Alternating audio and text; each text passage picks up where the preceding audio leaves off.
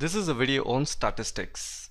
Statistics is a fairly easier topic in mathematics. What I intend to do in this video is to strengthen your foundation on statistics. Let me just first define what statistics means. Statistics is the branch of science which deals with the collection, analysis, and interpretation of numerical data. If you notice, I use the word science. Therefore, there is a systematic study of structure and processes. Right from collecting data and then analyzing it and then interpreting it. It's all processes if you see. They are steps that needs to be done in order to reach the final destination. So the entire function of statistics is to simplify complex data. As we know, data is always presented in a ungrouped or raw manner, and then you have a grouped data which is nicely classified. When we have huge chunk of data, that is where it gets complicated. Hence, statistics helps in simplifying the data. However, there is a limitation to statistics because it does not deal with individual measurements. I'll give you an example. In a data set, there are rows and columns, right? So a complete row is often known as observation.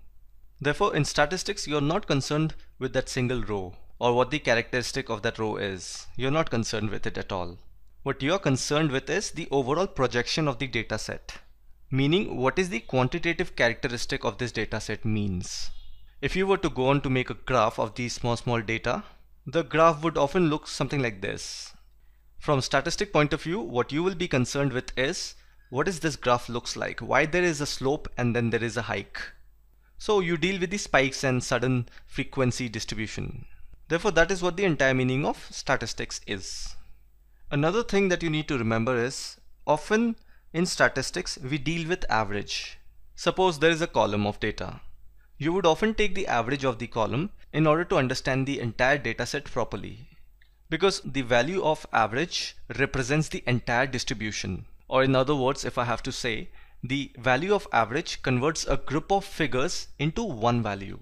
So another reason is that when you have to compare two columns, it is easier to do that with the help of averages.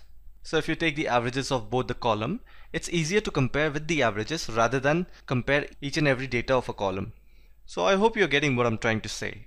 Now that you have gained some context over statistics, in the next video, I'll tell you about the different types of frequency distribution.